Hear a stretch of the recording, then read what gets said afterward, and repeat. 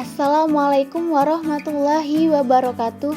Kami dari kelompok 10 dengan nama anggota Putri Febriani dengan NIM 2020602157, Muhammad Halim dengan NIM 2030602207, Rofiansyah Almatin dengan NIM 2030602228, Irhan Prayuda dengan NIM 2030602217.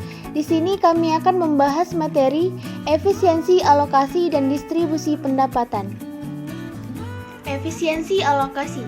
Efficient allocation of goods yaitu alokasi barang-barang dikatakan efisien bila tidak seorang pun dapat meningkatkan utility-nya tanpa mengurangi utility orang lain. Dalam ekonomi konvensional, efisiensi alokasi hanya menjelaskan bahwa bila semua sumber daya yang ada habis teralokasi, maka alokasi yang efisien tercapai, tetapi tidak mengatakan apapun perihal apakah alokasi tersebut adil.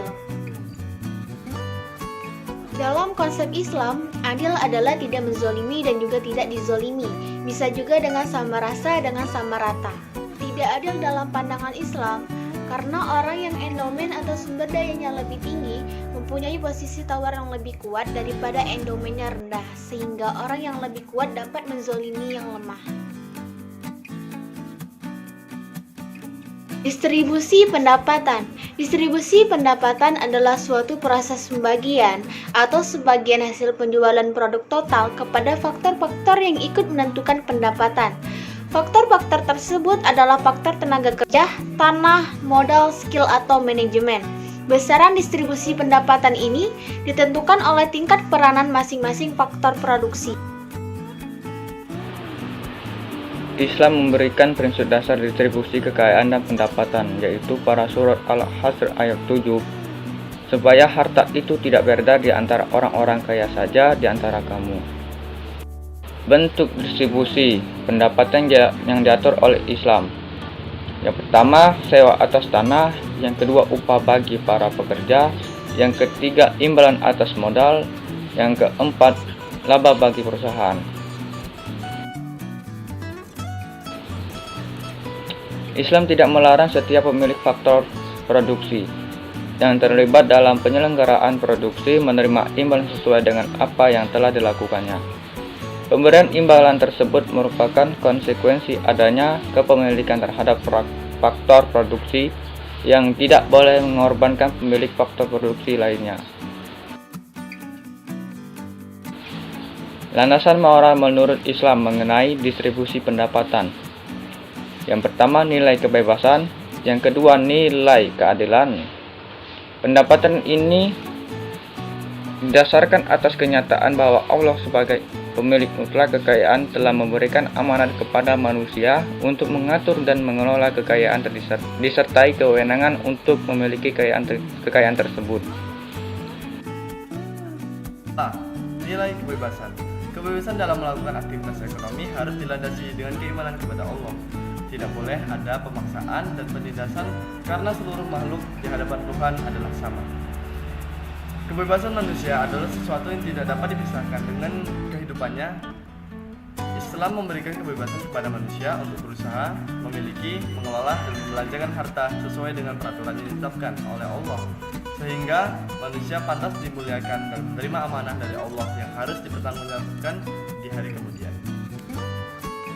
Kaitannya dengan distribusi pendapatan, jika dalam pendistribusian pendapatan dilakukan dengan tidak adil, maka akan menimbulkan keresahan dan protes dari pemilik faktor produksi. Oleh karena itu, pembagian pendapatan harus diberikan sesuai dengan prinsip-prinsip keadilan. Usaha yang dapat dilakukan dalam pemerhatan pendapatan, yakni ada perintah dan larangan. Di dalam perintah ada waris. Waris memiliki dampak besar dalam rangka memisah waris jurang antara orang miskin dan orang kaya. Waris merupakan alat yang efektif untuk mencegah pengumpulan kekayaan. Zakat merupakan pungutan wajib bagi orang muslim yang memiliki harta tertentu yang dikumpulkan dan diedarkan oleh wakilnya. Tujuannya tujuan utama zakat untuk membantu meringankan kebebanan orang-orang miskin. Larangan, yakni ada larangan riba, larangan penimbunan, dan larangan pemborosan. Peran pemerintah dalam distribusi pendapatan. Kebijakan fiskal, anggaran pembelanjaan, kebijakan tersebut bertujuan untuk mengembangkan suatu masyarakat yang didasarkan pada distribusi kekayaan yang berimbang dengan menempatkan nilai-nilai material dan spiritual pada tingkat yang sama. Akan melanjutkan menjelaskan materi, yaitu tentang kebijakan fiskal. Kebijakan fiskal dianggap sebagai alat untuk mencapai pemerataan kekayaan negara yang mekanismenya harus berdasarkan nilai dan prinsip hukum dalam Al-Quran. Kegiatan yang menambah penghasilan negara harus digunakan untuk mencapai tujuan ekonomi dan sosial tertentu berdasarkan hukum Allah, yang melarang penumpukan kekayaan di antara segolongan kecil masyarakat. Kebijakan tersebut diharapkan dapat mendukung fungsi alokasi, distribusi, dan stabilisasi dalam suatu negara.